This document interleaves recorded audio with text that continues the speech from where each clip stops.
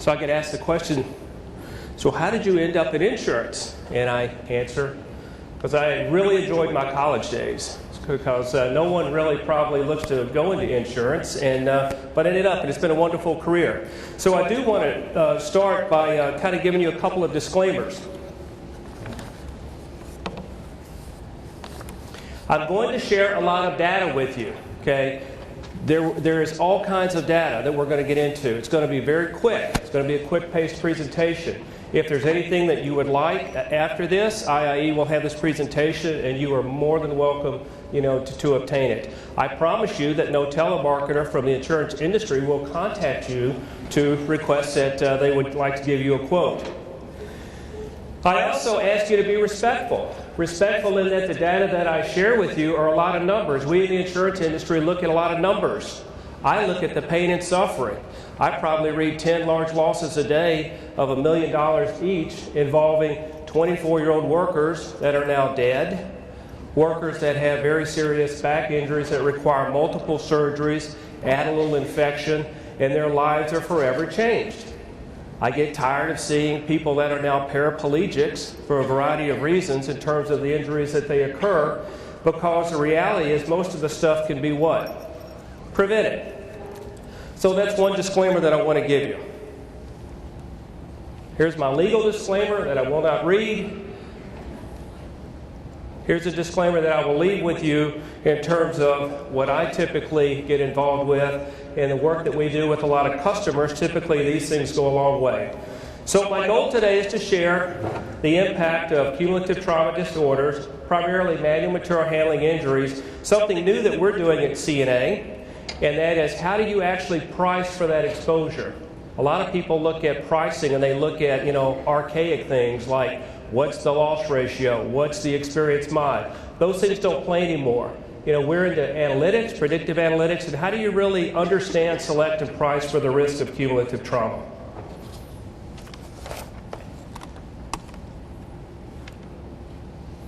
Okay, a few slides on who CNA is. We're the 7th largest U.S. commercial insurer. We've been in history for 115 years. Trivial pursuit for what it's worth. CNA stands for 3 companies: Continental Casualty, the National Fire Insurance of Hartford, and American Casualty. Through various mergers, acquisitions, 1950s and 1960, there we have the CNA organization. But if you take a step back, you look at the insurance industry, we have probably been more in the forefront of health and safety and ergonomics than any one profession in the entire history of this country. Who started American Society of Safety Engineers, the largest safety organization in the U.S.? Well, it was the New York Casualty Insurance Inspectors way back when. And who started NFPA? It was the Insurance Fire Engineers way back when. And probably, and we could debate this one of the most esteemed colleagues to ever do so much for the ergonomics profession is someone that I had the privilege of meeting and actually learning from, and I give a lot of credit to Wayne Maynard and the folks at Liberty Mutual, and that's Stover Snook. Underwriters Laboratory, you know it as UL. Everything in this room will have a UL stamp on it. Most of it will. UL stands for Underwriters. Once again, back in the old Chicago World's Fair day, thus you had the Underwriters Laboratory. So back to CNA, we have over 1 million customers. We're the seventh largest commercial insurance carrier. We have our distribution strategy force through 3,000 agents and brokers throughout the world. And we're very proud in that we actually loan customers our balance sheet and the transfer of their risk for the premiums that they give us. And we're very proud in that we maintain through S&P, Moody's, and AM Best solid A ratings. Broad geographical reach. The history of the insurance industry started when? In 1688. A lot of things, as people will tell you, started in Europe. So in London, England, picture 5 sea captains sitting around a table at the Lloyd's Coffee House. Lloyd's is now known as Lloyd's of London. So you had 5 sea captains sitting around the room, and they said, you know what? We're going to be out of business if one of us loses a ship. So why don't we all pool our money together, and if one of us loses a ship, we'll take care of the others. Thus, the insurance industry was born. So today, as you can see, CNA is all across the United States, into Canada, significantly in Europe, and also we've got operations now in Asia. which is, as you would imagine, an extremely fast-growing market.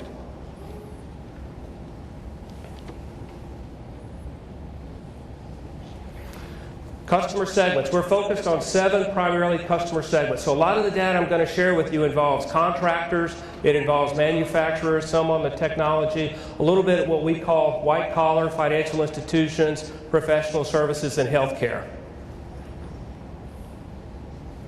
Industry-leading programs. Typically who I talk to are one of our 12 construction national associations. You know, we're the preferred carrier for the American Builders Contractors, the National Roofing Construction Association. You want to find a more hazardous group to work with? Go work with roofers. Sheet metal, land improvement contractors, on and on and on is the list of the associations that we work with. In healthcare, we are the leader in the United States in writing healthcare insurance. We insure such prestigious customers, I'll only mention it, as Vanderbilt University and others, into their healthcare professional liability. We were the only insurance company that was the co-founder of the National Patient Safety Foundation in the United States, and we are also endorsed by various manufacturing associations. Insuring lawyers, largest insurer of lawyers in this country, accountants. We actually insure a lot of dentists, on and on and on I can go. So you kind of get the message that, you know, we're into a lot of things and we have a lot of fortune and a lot of privilege in insuring many wonderful professionals in this great country. So here's what we want to talk about. You know, you think about it, we're one of the very few industries we don't know what our product costs. You provide a work comp policy for $100,000 for a customer, you don't know what that product is going to cost. Because what could happen here? Person could not have an injury, I hope he doesn't. Person could have a minor injury, I hope he doesn't. Could have a serious injury, so you kind of get the message. So the question that we are always faced with, how do you select the right risk? And if you select the right risk, how do you price for the right risk? All right, so that's something that we want to talk about. A couple of months ago, I asked our head of our workers' compensation claim department. I said, just randomly pull 5 large claims. I don't want reserves. I want actual dollars that, you know, has been spent on manual material handling, primarily back injuries. So these are real numbers. This is what we look at. This is what you and your workplaces or your competitors or peers actually suffer. You could see the numbers. 382,000, 444, 445, 468,000. It costs a lot of money. Once again, I caution you, let's be respectful, because every loss report that I look at the worker that was impacted. I look at the lives that are forever changed, and I look at this and I say, you know, it could have been prevented. So I'm going to start going fairly fast. I'm going to give you a lot of data. So yes or no, back surgery, incidents of back surgeries are increasing or decreasing in this country? And the answer is they are significantly increasing. So 30% of all workers that go out and have a lost time accident, this is for all industries, 30% of those that have any lost time will actually have back surgery. You know, so we're not heading in the right direction. So how do you train? How do you select? How do you price for that exposure? Younger worker, okay, but look at what's going on here. We all know sitting is a silent killer when it comes to cumulative trauma, you know, especially in the back area. But how do you handle this exposure from a pricing standpoint? We're going to get into that. Do you want to underwrite the risk? Here's what they do. You decide. So what's the data that we use, and not in just selection, but in pricing risk?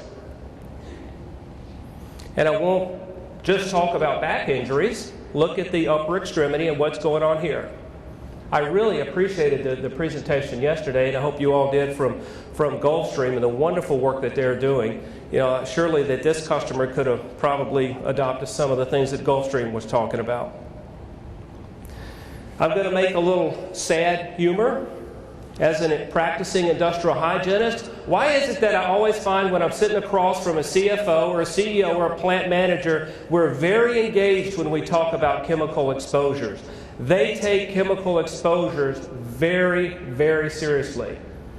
We'll talk about formaldehyde. And I say, okay, let's talk about that. Do you want to talk about it in terms of the TLV, which sets the exposure limit on irritation? Do we want to talk about the OSHA standard, which sets the exposure limit based upon an increase in lung cancer? Or do we want to talk about the NIOSH recommended exposure limit, and that's based upon what's the lowest limit achievable from a limit of detection? What limit do you want to use? And that's a discussion that we'll have. And they'll usually say, we just don't want to have anyone get hurt.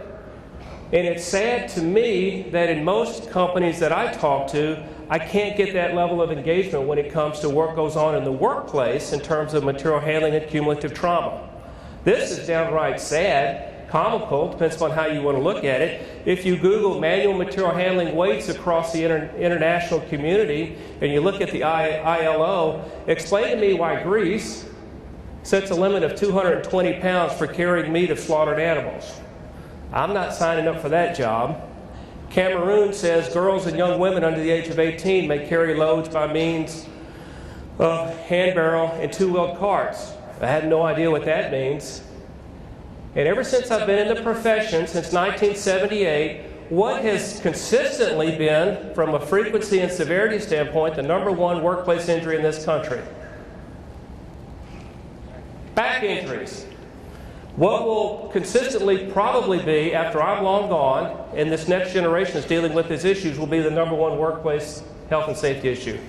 Back injuries. I remember when the ergonomic standard was proposed, I give federal OSHA a lot of credit. We used to do seminars for our customers. We turned people away, packed houses. As soon as political reasons killed the standard, guess what happened? Nobody wanted to talk about it anymore.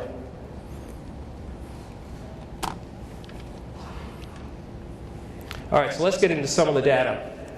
So if you look at, these are all of our workers' compensation claims from the period of 2006 to 2009. And I'm just going to go through these fairly quick. This shows, and we're going to talk a lot about manufacturing. Highest recordable cases we see in manufacturing, the injury rate runs about 5 per 100 employees. And then as we look at across all customers for these 3 years, I highlighted 5 numbers. There's 5 numbers highlighted here. You think about what's the most important number, and I'm going to tell you what the most important number, my opinion, is, and that's 12.27. So we look at frequency, we look at severity, we say, oh my gosh, 13.5% of all injuries from a frequency are back injuries. It costs 27% of the severity. The average length of employment, 3.6 for a year, it's on and on and on. The most important number there, something that I encourage you to go back, is loss reporting. It is astronomical that we see if a company can't get workers to report injuries on time, then good luck with that, because typically the attorneys get involved and it gets going really crazy. Aging workforce. You know it, I know it, everybody talks about it. Let's really look at the severity, because I'm going to go now across all of our work comp data and show you the significant real impact of the aging workforce. Here you look at it and you can see the red bars, and this is our busy chart. This is something an actuary would give you. All right, on the left you've got claim severity, on the right you've got percentage of claims, and in the middle you've got the red bars. And as you can see, in the average of 40 to 50, as far as the age group, the average claim is $13,000. $13,000, that's not lost time, that's the average claim. For the younger workers, those under the age of 20, it's a little over $2,000. So you've got 26% of all work comp cases across all industries are into that older workforce, ages 40 to 50. And look at the severity, 13,000.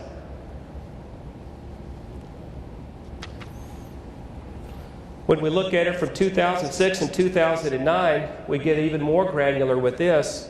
We can see that material handling is 24% of all accidents that we see within all of our customers. The average is almost $13,000. Slip, trips, and falls is the 14,220. Falls from elevation, you could see, is 25,000. That's another discussion for another day. You know, and I will make a point. We don't insure a lot of roofers, but we're the #1 writer of roofers. because we require our roofers to go beyond the OSHA requirements for fall protection. All right, so it's real simple in terms of some of the things that we need to do. But here you can see the impact of material handling. Now let's look at our contractors. We're the largest writer of contractors, so let's look at what goes on with those folks. What do you see in the middle, the ages 40 to 50?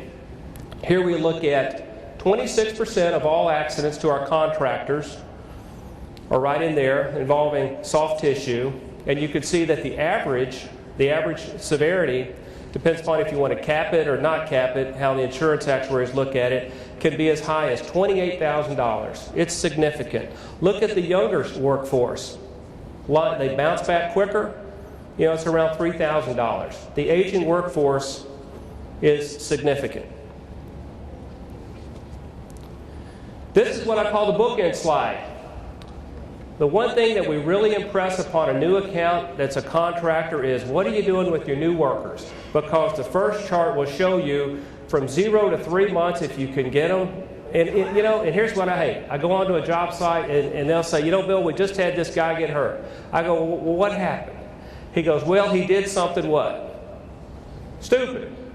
And I look at him and I said, I don't think he did anything stupid. Tell me what you showed him to do and how you trained it. And then you usually get a blank look and a stare, and like, yeah, you're right, we probably should have done a better job. I said, yeah, probably the guy wouldn't have been hurt. So we really impress upon contractors, and we have some great contractors, the need for the 0 to 3 month time frame, keep them from getting hurt. And look at the other side. Greater than 20 years within the trade, significant increase in injuries. People are starting to wear out. All right, so let's look at pricing. Told you about all the problems. I'm going to show you how we price for it. And here's the thought process. Can't solve problems by using the same kind of thinking when we created them. So we've got to change our mindset. If not, we're going to come up with the same results. So the key question that I'll now try to answer is, how does the ergonomics exposure affect risk selection, risk pricing, the predictive analytics towards that loss, and what's the overall impact of that? Okay, the reason the comment is on the red is it begins to give us these nuggets that we get from 20,000 manufacturers that we insure. So we begin to use these things in pricing accounts. And specifically for the manufacturing segment, you could see that the average claim cost, you can read the data, it's almost $13,000. Material handling is 24%, almost 1/4 of those injuries. 52% of our manufacturing customers are involved in material handling. That's kind of common sense. But here's where we begin to understand those exposures. Where we have a customer that has an effective, keyword here is effective, material handling program, they will have reduced claim rates by 16%. So I'm going to show you how we build that into the pricing models. That's why I'm reiterating what you do and what you and your peers do is so important. Not going to go through this. Our wonderful staff here, I've got a group of CNA staff here. I asked them why they sat up front, and I'm still trying to wonder that question, but they know these numbers very well. When we go out, we assess the risk. We look at a variety of things. We have 8 critical exposures in work comp. Material handling is the largest one. We go through a lot of analysis with the customer operations. We'll look at individual risk factors such as repetitive motion. The only point I'm bringing this up is all of this, every question that we ask, we work with a team of actuaries, and they actuarially tie this back into pricing, which I'll show you in a minute. Here's something that surprised me, just want to share with you. For all of our customers, formal written programs for material handling. So who has the largest percentage of good material handling programs? Contractors. I thought it would have been manufacturers. It's only 47% of our manufacturers. We make more money in the construction industry than we do in manufacturing. This is probably why. We are also very, very selective with our construction business. A lot of reasons how all this fits together. So I'm just going to go through these. Please don't go like brain freeze on me here. Okay, this is what an actuary would give you. So at the top, this is where we say for those 20,000 accounts, what is the impact for those customers that have material handling and those that don't in terms of the actual loss ratio, frequency, and severity? And you can see with the loss ratio, let me try to use this thing. All right. All right, in here, this one I'm pointing at is no. So for those customers that do not have an effective material handling program, you need to charge about 30% more money because they will have the losses. All right? Those that have an effective material handling program, it's a little better than zero. So you can probably give a little credit if it's for the right account and the right risk quality. So there's about a 30-point difference in loss ratio that we'll see with those customers that have good material handling versus those that don't. The number one thing we tell our contractors beyond new employee orientation is pre-plan your work, because when you begin to move materials greater than 25 feet, you significantly go up in injury. So we work with our contractors in new employee orientation, and let's think about what we're doing to pre-plan the work. That is the single most two important things that will help the contractor, do profitable work and hopefully, good, very, very few injury work. And you can see the impact here. I'll just point this out because we're sticklers on effective return to work. And here's the question. If you have a customer, I don't care if it's a contractor or manufacturer, and they say, you know what, this is why I buy insurance, you guys take care of the claims. Ain't my business. We will not insure you. And here's why. There's a 75% difference in loss ratio between customers that have effective return to work and those that don't. So if you're the underwriter, do you really want to underwrite the risk when they have that kind of attitude? Probably not, unless you're going to get some commitments. And this is where you see in the loss ratio the importance of really, really good effective return to work. In fact, you can look at the frequency, no difference. Return to work is an injury management severity improver. All right, frequency is the same, severity is where the money is. So let me summarize these for you. Material handling. There's a 9-point difference in frequency, the number of accidents that you'll see, those customers that have good equipment versus those that don't. The next two are this is really interesting to me. Formal program for material handling. It's only a 7-point difference. It's a 2% credit to a 5% debit. But look at when it's an effective program. Huge difference, 18 points. So the key is that if you come up and if I go to your operations and you show me the binder and you show me the material and then we go out and look around and we don't connect the dots, guess what? It's not effective. So I appreciate what you say on paper, but let's go see how it works in action. So it's got to be effective. The other interesting point here is workstations designed for sit and stand. I do not know the answer, and I'm not here to tell you to run out and buy sit-stand workstations, but I find it interesting. That's a 33-point spread. My opinion, it's culture. Culture of the organization, that they're doing those kinds of things for maximum adjustability is probably a better culture when it comes to safety and health. Severity. Effective material handling is 19 points difference on severity. Formal program is only 2 points. So it's not about having a program, it's about making sure it's effective. You're actually doing something. And then we go to loss ratio. 30 points. Overall loss ratio into manual material handling. Formal programs, only 1 point. Ergonomically designed tools used, it's about 10 points difference in loss ratio. So these are the things that we'll look for. These are the things that we'll let the underwriter know, and these are the things that will be used into pricing. This is like the single most important slide.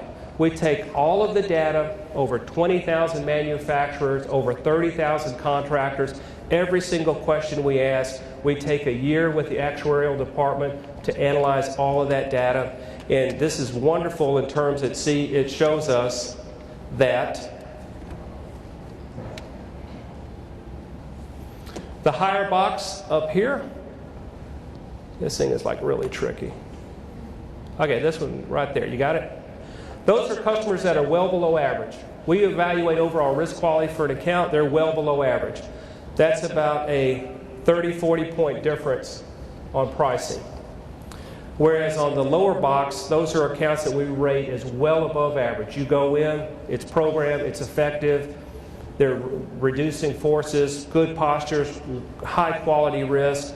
the overall pricing, and you can see in that last bullet point, is about 40 points weighting in pricing. So these are the things that our actuaries will do. These are the things that our underwriters look at when they actually determine what should be the pricing for that risk. Is it fair? Sure, it's fair. It helps us differentiate. We seek out better customers. You seek out good customers. Why shouldn't we? We want to do business with those that take ownership in health and safety. This helps us understand those customers and who we really want to work with. I'm going to spend a few minutes on a wonderful program that we use with our customers. It's a copyrighted program. It's called Motion is Money, very similar to what Gulfstream talked about yesterday. The real expert in the room is Brian Roberts, who leads this initiative. And Brian will be around. In fact, I think next year he's going to be a chair of the conference. And this is just a wonderful program. Let me kind of share with you what we do in working with a customer. Wasted motion. It's a hybrid program where we look at motion, we look at risk factors, and we try to bring it all together. We look at the cost of doing business. It's not what I want to do in terms of improving or reducing injuries. It's what is the customer, what's important to the customer. Customers say, Bill, we want to improve productivity. Okay. Our highest turnover rate is in this area of material handling. Help us improve our turnover rate. Our quality. Worked with a cell phone manufacturer. I said, the problem you have a high quality problem is the forces required to put the cell phones together manually. It ain't a good fit. You're exceeding the worker's capability. So whatever the customer wants to do, we'll apply this whole motion is money concept in working with the customer. Work with a lot of contractors in that. Now remember, what are the two most important things for a contractor? New trade, new worker orientation, and pre-planning. Here we are with contractors, looking at all of it with an ergonomic perspective in terms of project workflow. All right, so we go out into your workplace, you have this exposure. What's the single most important question you need to ask? Why are you doing it that way? Why is work being done that way? And then we'll look at the motion involved, the time involved. We'll look at the exposure, the risk characteristics of the walking, bending, lifting, lowering, pushing, pulling, carrying. You all know what those are. And we'll look at why. Why? How can we improve that exposure? Now this is an actual slide. All right, so two principles that I always had was present the work to the worker, right? Or present the worker to the work. Now you could say, well, we're presenting the worker to the work, but this is not what we had in mind. All right, so you got a guy laying on the plant floor working on this duct work, or with a sheet metal.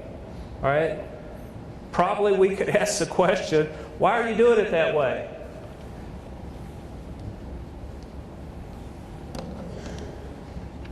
Now the first thing that comes to mind when you look at this slide is what? He's going to what?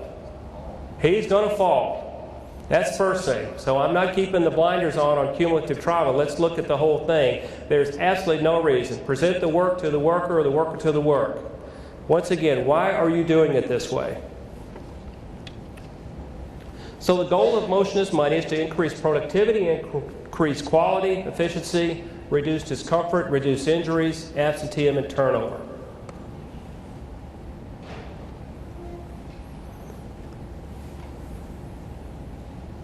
Very simple. I like to keep it simple. This is our simple business model that we would present to a customer.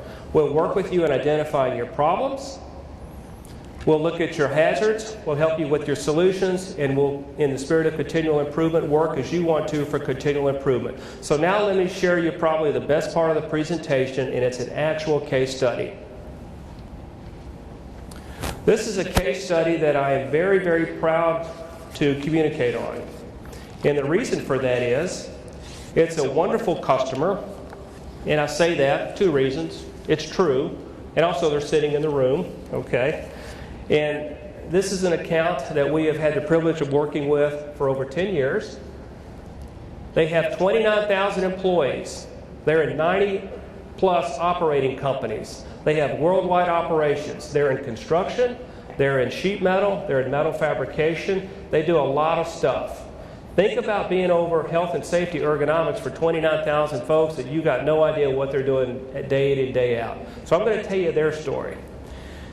So a few years ago, 2003 to be exact, and I'll show you, the CEO said, you know, we're going to set a goal. We're going to set the right goal of 0 injuries. If you accept a goal different than 0, then I'm going to ask you to revisit your goal. To accept anything worse than that tells me that you're going to build accidents into your operations. Set the goal at 0. Here's an organization that set it for 29,000 employees. He said, we want to connect safety, productivity into not just our workforces, but into the hearts and minds of our workers. We want to build a culture. Innovate, eliminate, and get rid of the archaic, folks laying on the floor, all the primitive work methods. He said, I want to work with CNA, other suppliers, to help us achieve this journey. And in the spirit of continual improvement, it's an ongoing journey because we want to be the best. And today they are the largest specialty contractor in the United States. So they adopted this concept. Let's change, keyword here is change the way we work. Looked at all the fatigue factors throughout all of their operations, ongoing process, focused on all of the risk factors that you would all know, repetition, noise, force, posture, temperature, vibration, whatever it is. And you look at the current state, look at the tools they were using. And now the proposed state. They totally revitalized, changed out all of the operations in terms of how they do their work.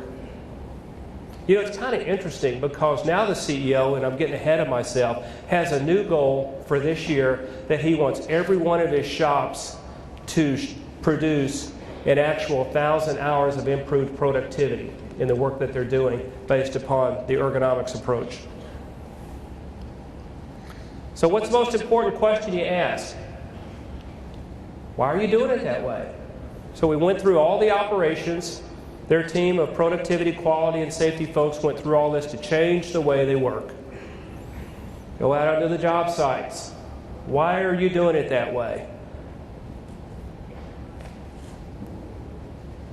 Their industry comparison, let me show you where they're at. I use the name customer because I was asked not to use their actual name. And you can see where they are today. Realistically, this is where they should be, somewhere right up in here.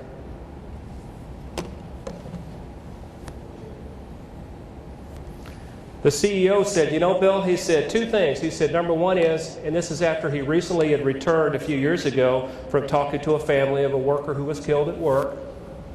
Okay, I should tell you, it was a drunk driver in New York that plowed into their work zone. He says, I never want to go to a family. I never want to have that discussion again. But he said, here's what happened with the work that we've embraced with quality and safety in our organization. This is 29,000 employees. Morale is phenomenal. Turnover's down. People really enjoy working here. We've increased the ease of change. They actually call now our productivity quality people to come help them. We've got great techniques that we share throughout our entire organization. Relationships with suppliers is phenomenal. They now know what we expect. And the trust and reliance upon our safety staff, they're truly part of the management team. This is their data on the severity of the aging workforce. This is contractors. So look at the older age group, 50, 55, 60. It's a scary chart. So it's not my data, this is their data from their operations. So let's look at their results.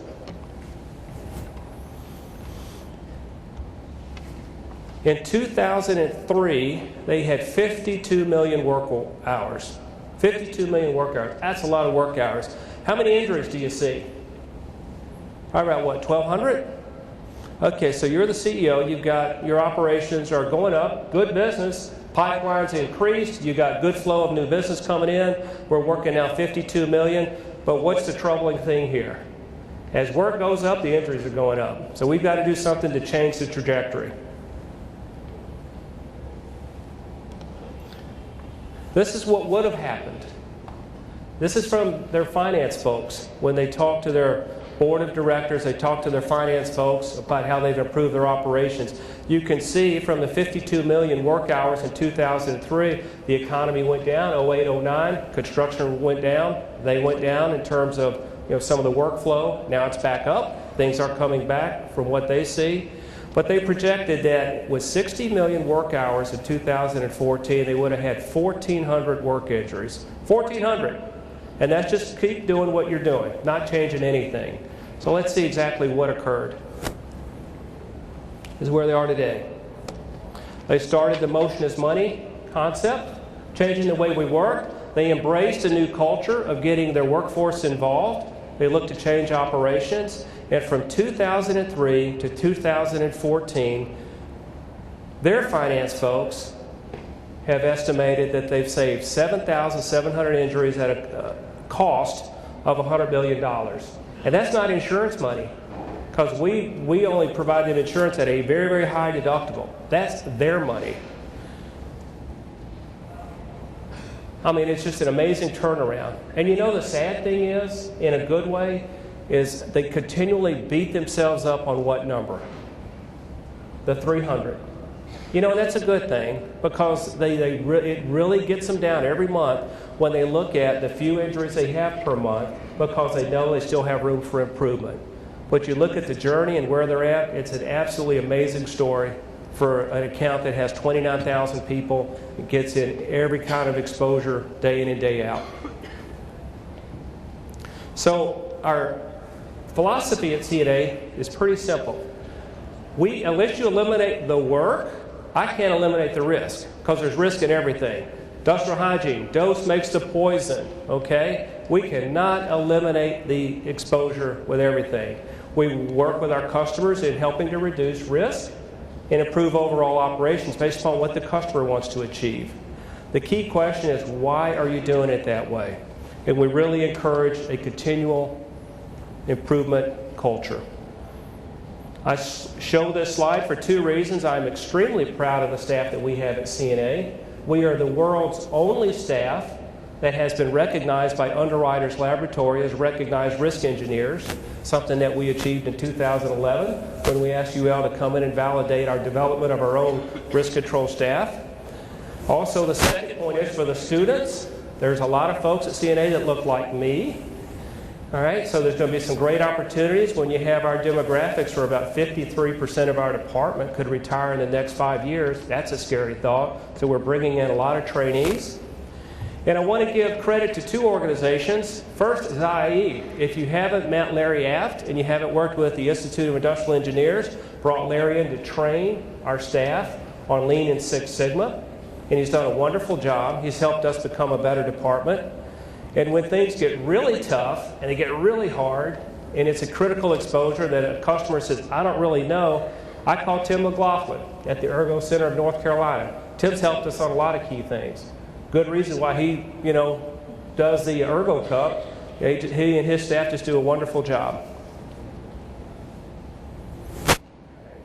So I appreciate you listening to me, but let me summarize for a few minutes on the thank yous, because there's thank yous I need to give. First and foremost to the exhibitors. You provide the products, you provide the services that we will all take back that will help our workplaces improve. And for that I thank you. The exhibitors do a wonderful job at helping us see really what today and the future looks like for new products and services. The Ergo Cup teams. I get more out of you than you get out of me. The innovation that you bring into your workplaces is absolutely amazing. The improvements, the ideas, the solutions, it's truly astounding what you do, and I want to say thank you for that. Speakers, you help us understand current exposures, how to deal with them, and also you give us great insight on emerging issues. That helps us all become better as we handle today's problems and hopefully have some perception on what's coming up around the corner. And last but surely not least, myself and all of you from the attendee standpoint. For the injuries that you will prevent, thank you. For the injuries that you really don't know that you prevent, for those workers, thank you. For the networking that you give, I get from you, you get from me, I want to say thank you, because you truly are the heart of what the ergonomics profession is. And so I'll leave you with the quote from Oliver Wendell Holmes. A person's mind stretched to a new idea never goes back to its original dimension. And what that means for me as an ergonomist, as you as practitioners, I hope your mind is stretched this week. I hope it does not go back to its original dimension. And the ideas, the innovation, the improvements that you bring back to your workplaces is truly remarkable. And for that I say thank you. Thank you.